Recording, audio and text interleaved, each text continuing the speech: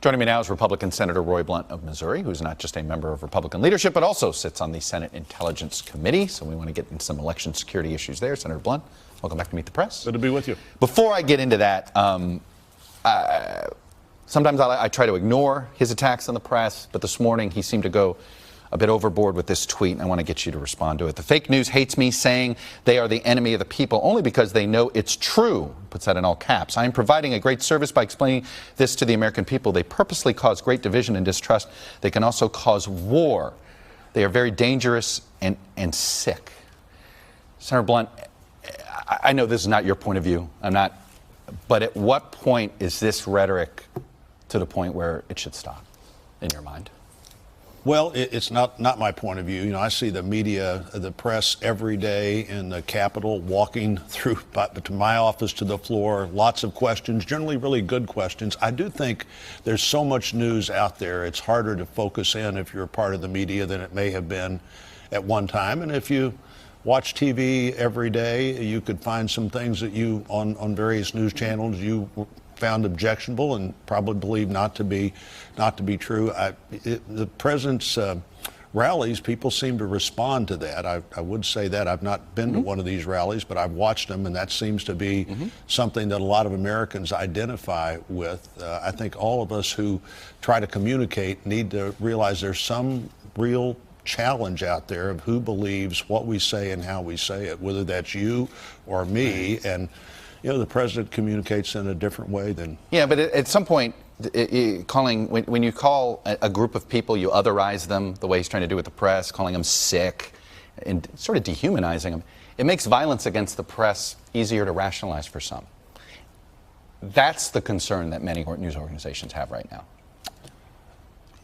Yes, but you could certainly find people on the news saying things about the president that are not appropriate either in terms of the two wrongs make a right here. I mean, the president of the United States is the leader of the free world. I don't think so. Right. But you know, there's a lot of in-depth psychology that goes on some news stations every day too. I'm not sitting there condoning that, but I guess so the president should go ahead because he doesn't like some blogger that shows up on cable television at night. Well, you know, even the president and his daughter disagree on this topic, and you know, it's not the way I would approach this, and I think not the way you and I would approach it. I guess the question is, how do you convince the president that this is bad rhetoric, that this is dangerous rhetoric, not just, you know, a bad decorum?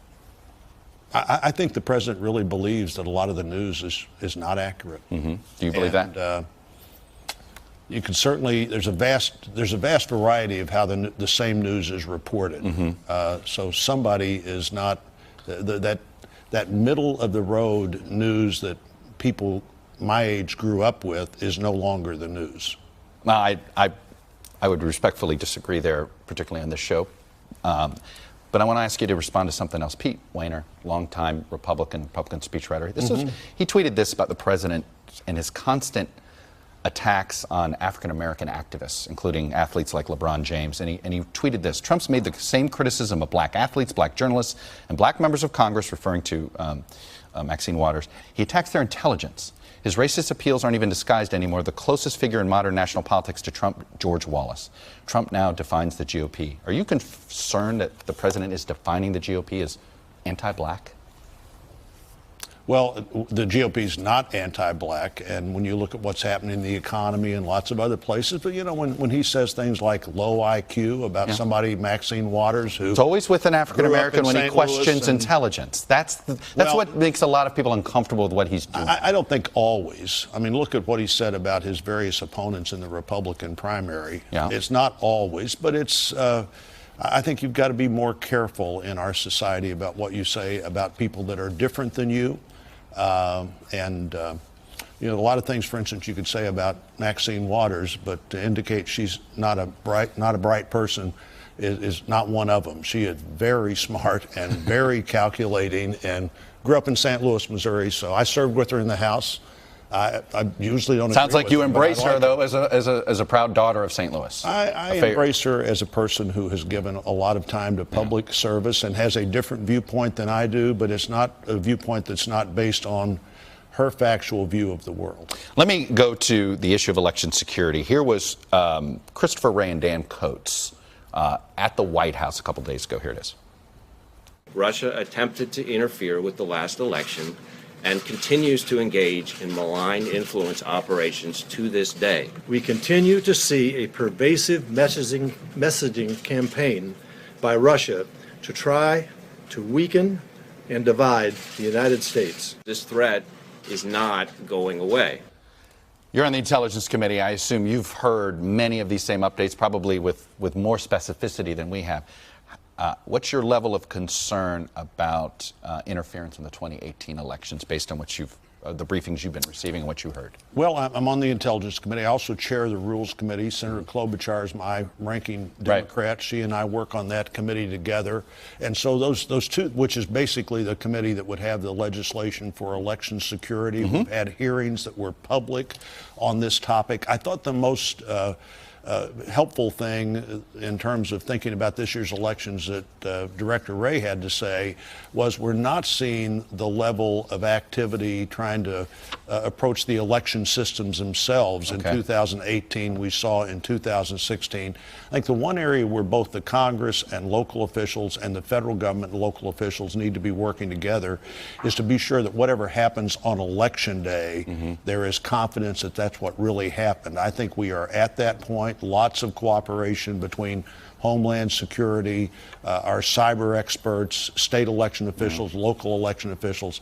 That part of the system I feel good about. There's no question. We still need some paper ballots, though. We still have some states that don't have sort of a backup paper ballot system, and I think there's an election bill. I think it's Senators Langford and Klobuchar together on this. Where are you on that? I believe we should have an audit trail. I think the ability to recreate. The federal government help fund that? The federal government should actually, I think we need to be more specific in the future about how we encourage states to spend money. We just did $380 million, basically based on the 2001 standard. I was not actively part of that discussion as it came until it got before the full Appropriations Committee. I wish we'd have been more specific on that, but that's money that states hopefully will use to make that transition. Why'd you vote against the election security bill that was there this week? What was your concern with it? Well, there was no election security bill this week. There was only $250 million to go to the states this week. The 380. You want it more specified, is what you're saying? More specified, and I don't want this to become an annual entitlement. You know, the worst possible kind of funding is distant money and local decision making on how to spend it. Fair enough. That $380 million is what we were told last year by Homeland Security and state officials that they needed. It's barely out the door. They have 5 years to spend it. I want to have things like an audit trail that people can have confidence in. The central thread of the fabric of democracy is people having confidence that what happened on election day is what really happened. Another discussion about all the information that may have led voters to that decision, that's where the Russians appear to be more vigorous even this time than they were last time. Well, final question here. The sanctions bill from hell, as Lindsey Graham likes to call it, are you on board? I'm on board with sanctioning the Russians. His is tougher. I haven't looked at his bill yet. I did ask General Nakasone, who's the Cyber Command and NSA director, in March, do you have what you need to respond if we are attacked? Do you have an offensive strategy? In March, he said no.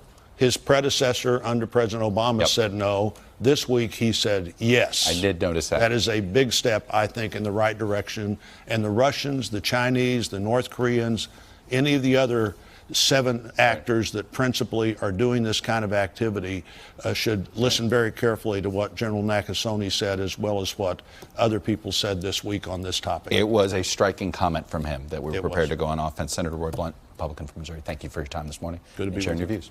Hey, NBC News fans, thanks for checking out our YouTube channel. Subscribe by clicking on that button down here, and then click on any of the videos over here to watch the latest interviews, show highlights, and digital exclusives. Thanks for watching.